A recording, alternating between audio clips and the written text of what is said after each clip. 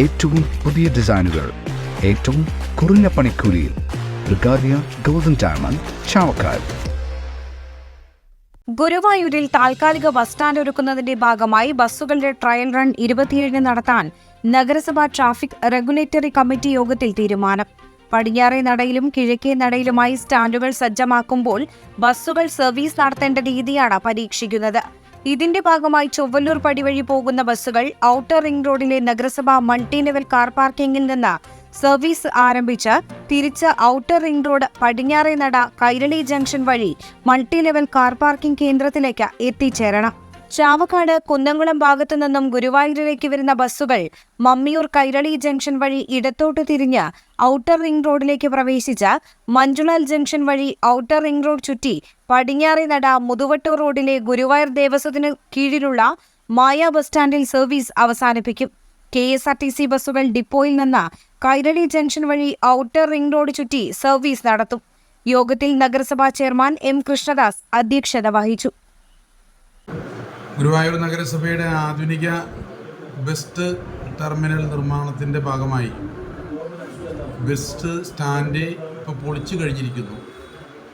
എന്നാൽ ഇപ്പോഴും ആ ഗ്രൗണ്ടിൽ തന്നെയാണ് ബസ്സുകൾ പുറപ്പെടുന്നതും എത്തിച്ചേരുന്നതും. നിർമ്മാണ പ്രവർത്തനം നടത്തുന്നതിന് അത് തടസ്സമാകുന്നു എന്നതുകൊണ്ട് ബസ് സ്റ്റാൻഡ് നിർമ്മാണം പൂർത്തിയാവുന്നതുവരെ ഒരു ബദൽ സംവിധാനം ഉണ്ടാക്കണം എന്ന് ഇന്ന് ചേർന്ന യോഗം തീരുമാനിക്കുകയുണ്ടായി. അപ്പോൾ ഇപ്പോൾ ആലോചിക്കുന്നത് ചൊവ്വല്ലൂർ പടി വഴി പോകുന്ന ബസ്സുകൾ ഗുരുവായൂർ കിഴക്കേ നടയിൽ നിന്ന് സ്റ്റാർട്ട് ചെയ്യണം, ആരംഭിക്കണം. അങ്ങനെ പോയി തിരിച്ചു വരുന്ന വാഹനങ്ങൾ റൗണ്ട് ചുറ്റി കിഴക്കേ നടയിൽ ഇപ്പോൾ ആലോചിക്കുന്നത് മൾട്ടി ലെവൽ കാർ പാർക്കിങ്ങിനോട് ചേർന്നിട്ടുള്ള സ്ഥലം. അത് നേരത്തെ കരാറെടുത്ത ആളുകൾ ജൂലൈ മാസം 1-ാം തീയതി ഒഴിയുകയാണ്. അപ്പോൾ അതിൻ്റെ അടിഭാഗം തൃശ്ശൂർ ബസ്സുകൾക്ക് വേണ്ടി നീക്കിവെക്കണം എന്നൊരാലോചനയാണ് വന്നിട്ടുള്ളത്. മറ്റ് ചാവക്കാട്, കുന്നംകുളം വഴിക്ക് പോകുന്ന ബസ്സുകൾ പടിഞ്ഞാറ് നടയിൽ ഗുരുവായൂർ ദേവസ്വത്തിൻ്റെ കീഴിലുള്ള പഴയ മായ ബസ് സ്റ്റാൻഡ് അവിടെ നിന്നും ആരംഭിച്ച് അവിടെ തന്നെ അവസാനിക്കുന്ന രീതിയാണ് ഇപ്പോൾ ആലോചിച്ചിട്ടുള്ളത്. സ്വാഭാവികമായിട്ട് നമുക്കറിയാം, ഗുരുവായൂർ പുറത്തൊരു സ്ഥലത്ത് റോഡുകളുടെ വീതി വേണ്ടത്ര ഇല്ലാത്ത പ്രശ്നമുണ്ട്. ധാരാളം വാഹനങ്ങൾ എല്ലാ ദിവസവും വന്നു പോകുന്നുള്ള പ്രശ്നമുണ്ട്. ഇതൊക്കെ നമുക്ക് പരിഹരിക്കാൻ വളരെ എളുപ്പമല്ല.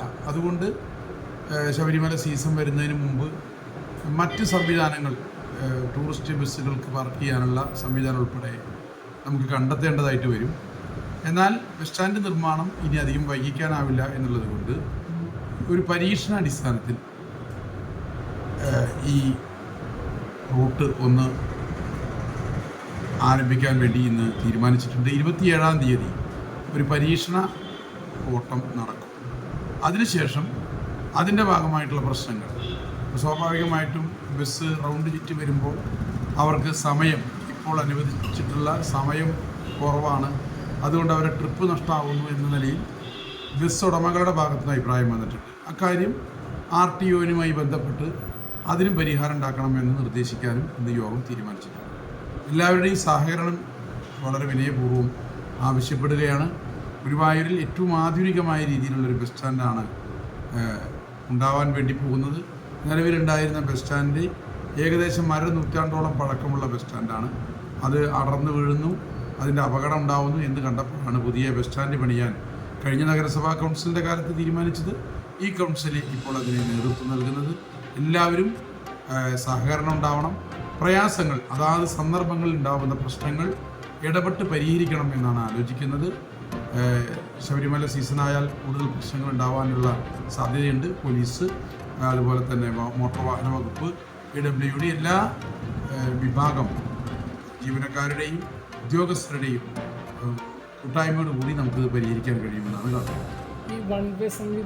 അന്താരാഷ്ട്ര നിലവാരമാർന്ന 100% സംശുദ്ധമായ silver jewellery collections, hand crafted classic silver ornaments, platinum പോലെ silver, Aalookkaran silver jewellery, Chettuva road, Chavakkad, Chettuva road, Vadanappally, Guruvayur മണ്ഡലത്തിലെ നാട്ടുവാർത്തകളുമായി സർക്കിൾ ലൈവ് ന്യൂസ്.